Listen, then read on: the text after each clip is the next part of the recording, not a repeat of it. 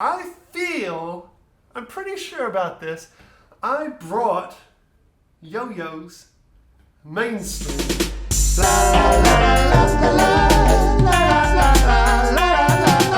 When I was born in Australia, on the bottom side of the planet Earth. And then when I was about 8 years old, I moved from here on the exact opposite side of the planet, all the way over to the Netherlands, where I am now living, talking to you guys. My accent sounds like this because Dutch people and other international people need to understand what I'm trying to say. I moved away from my Australian accent and I ended up in this kind of weird middle ground where this noise is what happens. If I go to America, everyone thinks I'm Canadian. If I go to Canada, they're like, you're not from around here.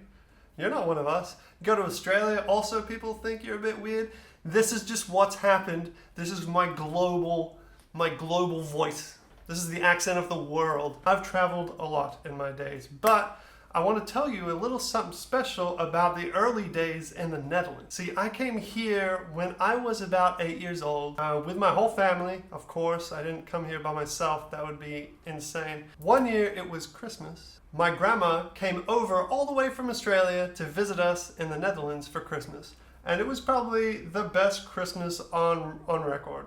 I had so much fun. It was so great to see my grandma again. I was super excited to see her come by. I loved it. It was fantastic. That year, she gave me the world's greatest gift. A yo-yo. A little bit of string with some plastic ends. Up and down. Up and down. It never ended. I was yo-yoing all Christmas, all the way through January, all the way through February, all the way through March. I yo-yoed for the whole year. And I'm pretty sure about this, I brought yo-yos mainstream. That was me. I was the guy. Yo-yos didn't exist before I got a yo-yo for Christmas. My grandma got me a yo-yo for Christmas. I brought it to school. Everyone was like, yo, Adam, you're so cool. I'm like, yeah, straight up, yeah, I am. Why are you so cool? I don't know, but I'm just yo-yoing away. When did you get that yo-yo? I got this yo-yo from my grandma. She's from Australia, so you can't have one because they don't sell them here. Turns out, they do sell yo-yos in Holland after all. And yo-yos became a huge thing at my school. Bigger, greater than the Marble Spring of 1999. It was huge. Yo-yos swept the nation. Everyone's got yo-yos. Not even in my school anymore. It's expanded. It's going worldwide. People are using yo-yos all over the place. At my school, there were some Japanese triplets. 3 of them. Makes sense. It's triplets. A boy, and a girl. They were amazing at yo-yos. I thought I had some yo-yo skills, but these guys had some mad stuff. Here I am walking the dog doing the around the world thing. They're doing the whole UFO, the yo-yos sideways. I still to this day don't understand how that happened. But yo-yos. Man, yo-yos everywhere. Yo-yo Ma was there. Yo-yo Ma wasn't there. So these Japanese triplets, not only were they amazing at yo-yos, they also had the most outlandish, magical, beautiful yo-yos you've ever seen. Mine was probably about this big. I had maybe a couple of them. Over time, I collected more and more yo-yos. They're all about this size. These Japanese kids, boom, their yo-yos are like this. They look like rockets. They look like something from Star Wars. They were amazing. These yo-yos were like maybe 40, 50 bucks. You couldn't even get these ones at toy stores. You had to go like high end. You had to go to like skate stores or like places where they sell kites and stuff. And that's where you got these big, massive yo-yos. Amazing stuff. So one year, the Japanese triplets, they go off to Japan on holiday. And when they came back, they brought me a gift. Yes. They brought me a gift maybe better than my grandma's gift. Sorry, Grandma. I still love you. You're a great grandma. You're the best. But you ain't no Japanese triplet. What did these Japanese triplets buy me? They brought me back an amazing freaking yo-yo. It was so crazy.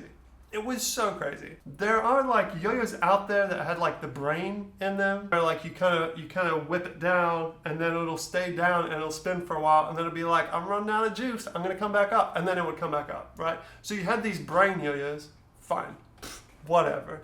You had the brain yo-yos with lights in them, whatever, right? This yo-yo that I got from these Japanese triplets was about this big, transparent all the way through, had some like cool system on the inside. I don't know what was going on. And then on the outer ring, there were lights, right? So not lights on the side like this. The lights were like this, right? On like the rubber part of a tire. That's where the lights were on this kind of action. So when you whip it down, these lights, they're turning this way, but as it spins up, it kind of looks like it's going backwards all of a sudden. When you got this yo-yo, the man, I got these Japanese triplet fans and they brought me this yo-yo and it is so dope.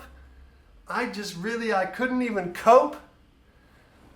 All I needed was a drink of Coke to whet my appetite for more yo-yos. That just happened.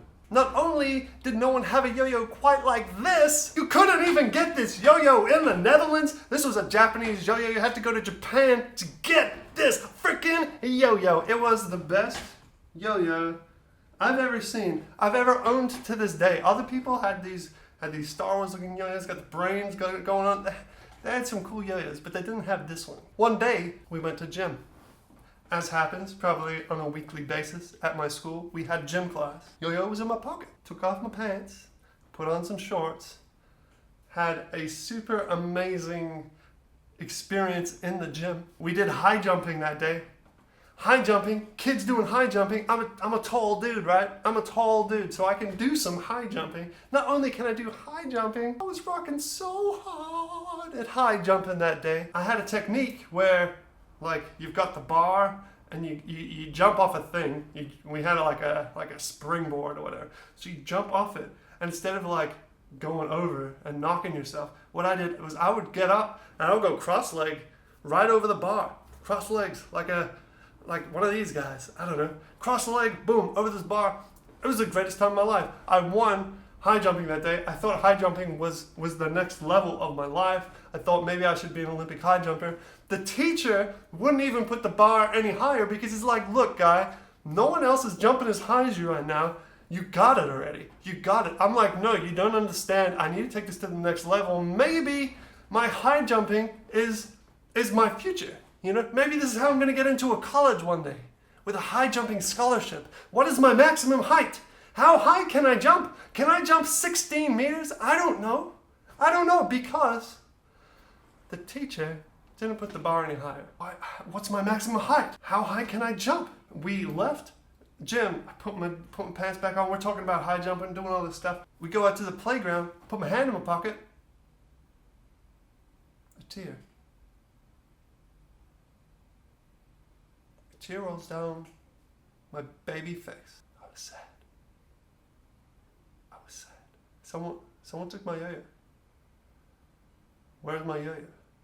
I searched high and low. I went back to the gym locker room, checked the locker room, no yo-yo to be found. Went to the lost and found.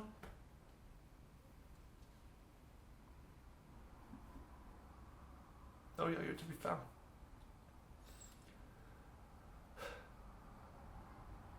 Told the teachers.